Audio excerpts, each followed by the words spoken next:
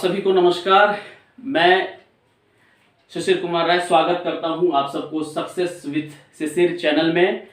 और मैं वर्तमान में स्टेशन मास्टर के पद पर भारतीय रेलवे में कार्यरत हूं। पिछले 15 वर्षों से मैं सरकारी सेवा में हूं। सरकारी सेवा करने के उपरांत जो भी हमारे पास अतिरिक्त समय बचते हैं, मैं उन समयों में बच्चों को निःशुल्क शिक्षा देता हुआ आया हूं। अभी इस कोरोना के इस महामारी में, जबकि सारी कोचिंग संस्थाएं, शैक्षणिक संस्थान, सारे स्कूल कॉलेज बंद है, वैसी स्थिति में मेरे कुछ छात्रों ने मुझसे यह कहा कि कुछ सर हम लोगों को ऑनलाइन कुछ पढ़ाया जाए, कुछ जानकारी दी जाए। तो उसी को ध्यान में रखते हुए मैंने एक शैक्षणिक यूट्यूब चैनल बनाया है, सक्सेस विथ शिशिर। मुझे तो इस चैनल के बारे में बहुत ज़्यादा जानकारी नहीं है, पर मैंने जो पढ़ने पढ़ाने के क्रम में जो अनुभव प्राप्त किया है, उन सभी अनुभवों को आपके बीच रखूंगा। आज के समय में हर घर में बच्चे पढ़ने वाले हैं, चाहे छोटे बच्चे हो बड़े बच्चे हो। मेरे भी घर में मेरे 2 छोटे बच्चे हैं, छोटी छोटी क्लास में पढ़ते हैं। बड़े बच्चे हो, सबको पढ़ने के लिए वो इस समय में कैसे पढ़ें उसके बारे में मैं बताऊंगा। इस चैनल को सभी लोग सब्सक्राइब कर सकते हैं, चाहे तो वो छोटे बच्चे हो, बड़े बच्चे हो, अभिभावक हो, क्योंकि उन्हें भी जानकारी दी जाएगी कि आप अपने बच्चों को किस तरह से पढ़ने में या उसको सफल होने में मददगार साबित हो सकते हैं। तो और आपके पास जो भी शिकायत है, सुझाव है, जो भी जिज्ञासाएं हैं, आप मुझे जरूर बताएं। मैं कोशिश करूंगा उसको समाधान करने का। तो आइए देर न करते हुए हम लोग आज ये इंट्रोडक्शन वीडियो जो है, इसमें कुछ आपसे मैं अपना अनुभव शेयर करना चाहता हूं। तो जैसे हमने पढ़ा है कि टेंस के 3 भेद होते हैं, उसी तरह से मैंने यह अनुभव प्राप्त किया है कि पढ़ाई के दौरान मुख्य रूप से 4 कालक्रम से लोगों को गुजरना पड़ता है। तो ये पढ़ाई के मुख्य 4 कालक्रम है। पहला हो जाएगा मिडिल स्कूल। मिडिल स्कूल के दौरान गुजरना पड़ता है बच्चों को। दूसरा कालक्रम होता है हाई स्कूल। तीसरा कालक्रम है आपका कॉलेज। चौथा कालक्रम है कॉम्पिटिटिव एग्जाम। कॉम्पिटिटिव एग्जाम का मतलब हो गया है कि इसके बाद के कालक्रम में आप अपने पढ़ाई के कालक्रम खत्म हो जाता है, उसके बाद कहीं सेटल हो जाते हैं, चाहे कोई नौकरी में चले जाते हैं या कोई बिजनेस में चले जाते हैं, और उसके बाद हो जाता है ये सक्सेस। उसके बाद ही आपको मिलती है सफलता। लेकिन इस सफलता को मिलने के लिए इस 4 कारक भी होते हैं, जिस कारणों से हमें यह सफलता मिलती है। जो 4 कारण मैं आपको बताता हूं, ये है कालक्रम और ये है सफलता के कारक।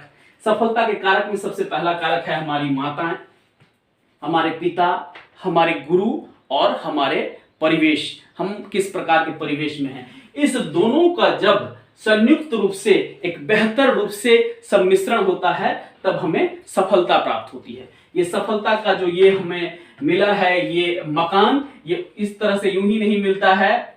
ये आपका जो सफलता का मुकाम आपने हासिल किया है, इस मुकाम को हासिल करने के लिए आपको इन सीढ़ियों से गुजरकर चलना पड़ता है। ये जो सफलता आपको प्राप्त हुई है, ये देखिए, ये आपका घर है। ये आपने सफलता का महल बनाया है। इस महल को बनाने के लिए, ये महल यूं ही नहीं बना है, ये महल यहां खड़ा है, ये महल यहां खड़ा है और ये महल इस नींव पर खड़ा है। तो सबसे पहले हम लोग आते हैं कि ये जो आपका बेसिक चीज है, ये बेसिक जिसे ये हम लोग कहते हैं कि जैसे भवन बनता है तो पिलर दिया जाता है, एक बेस दिया जाता है। तो ये हमारा पिलर है। ये पिलर कौन सा है? तो मिडिल स्कूल का पीरियड हमारा पिलर है। ये मिडिल स्कूल यानी कि वर्ग 1 से लेकर 7वां तक का जो है, ये हमारा बेस जितना अधिक मजबूत होगा, उतना ही हमारा महल जो है वो मजबूत महल बना पाएंगे हम। तो 1 से 7 तक हो गया ये मिडिल स्कूल का, ये पहला पड़ाव है। कुछ बच्चे जो होते हैं यहां से डायरेक्ट सफल हो जाते हैं। ऐसा भी होता है कि 1 से 7 तक पढ़ा, लेकिन कुछ बिजनेस में चले गए, कुछ मतलब कि और सरकारी सेवा या जो भी जहां पर निम्न स्तर की ये होती है, शैक्षणिक योग्यता चाहिए, उस सक्सेस में सक्सेस हो जाते हैं।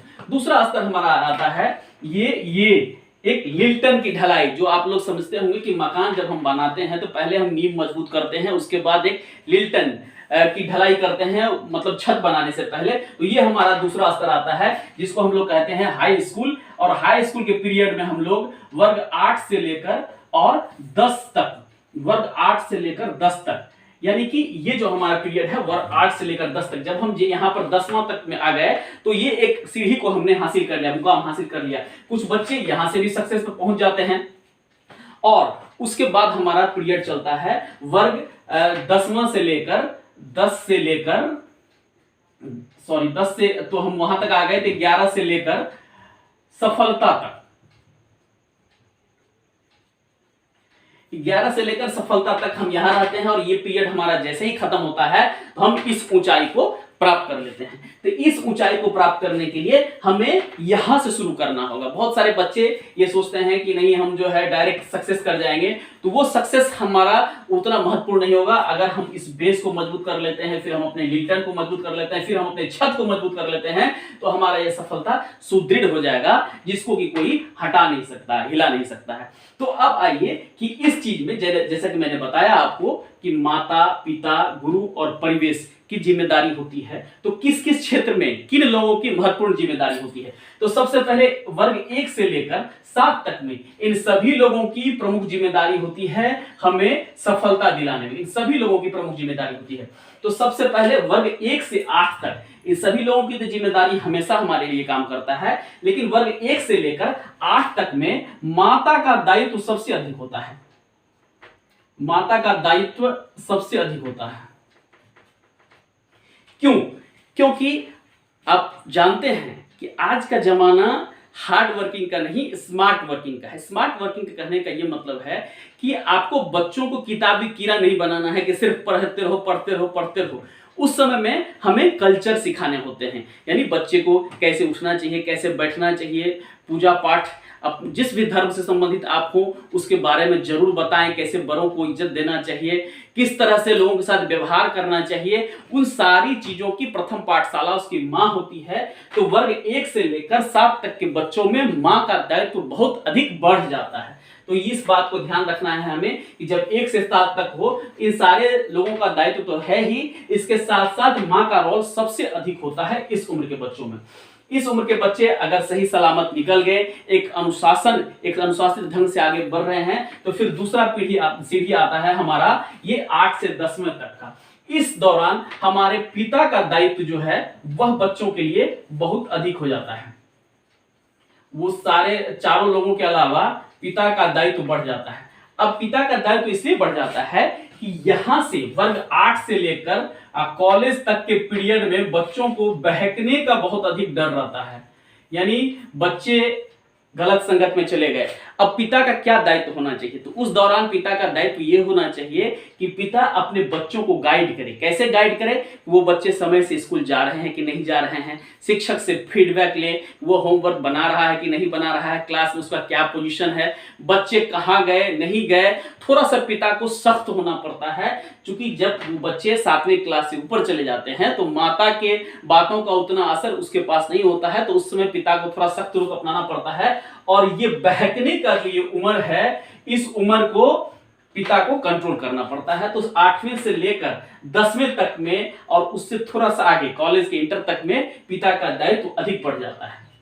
उसके बाद जब बच्चे 11वीं से लेकर और स्नातक स्तर तक में पहुंच जाते हैं, 11वीं से लेकर स्नातक स्तर तक में पहुंच जाते हैं, तो वैसी स्थिति में हमें गुरु का दायित्व, यहां पर गुरु और परिवेश का दायित्व बहुत अधिक बढ़ जाता है। गुरु और परिवेश यानी कि आपके मार्गदर्शक कैसे हैं और आपको कैसा परिवेश मिला है, क्योंकि ये परिवेश, घर का परिवेश जो है वह छोटे स्तर तक तो सही रहता है। उसके बाद बच्चे चाहे तो बाहर पढ़ने चले जाते हैं या फिर अक्सर ज्यादा समय अपने दोस्तों के साथ या कॉलेज में बिताते हैं। तो वैसी स्थिति में उसके सफलता के लिए उसका बेहतर परिवेश होना बहुत अधिक अनिवार्य है और एक बेहतर मार्गदर्शक, एक बेहतर शिक्षक का होना बहुत अधिक जरूरी है।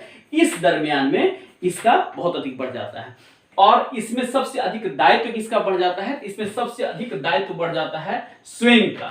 इसमें स्वयं का दायित्व बढ़ जाएगा। इसलिए स्वयं का दायित्व बढ़ जाएगा क्योंकि अब आपको न मां कहने वाली होगी, न पिता कहने वाले होंगे, न गुरु आपको कुछ कर सकते हैं, क्योंकि आप ऑलरेडी मैच्योर्ड हो चुके हुए हैं।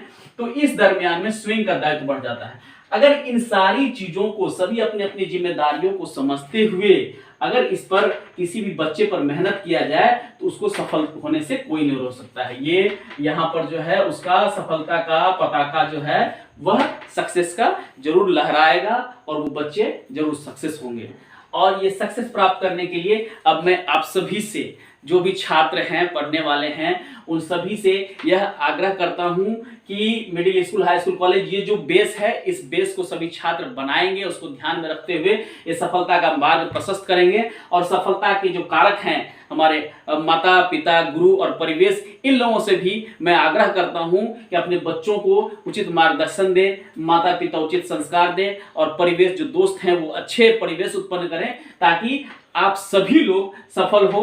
यही शुभकामनाओं के साथ एक सलाह कि अभी घर पर ही रहे, सुरक्षित रहे, मास्क का प्रयोग करें, सैनिटाइजर से का प्रयोग करें, बार बार हाथ धोएं। और मैं फिर जल्द ही आप लोगों को एक और शैक्षणिक वीडियो, प्रतियोगिता परीक्षा की तैयारी कैसे करें, वो लेकर आप सबों के समक्ष उपस्थित होऊंगा। तब तक के लिए नमस्कार, जय हिंद।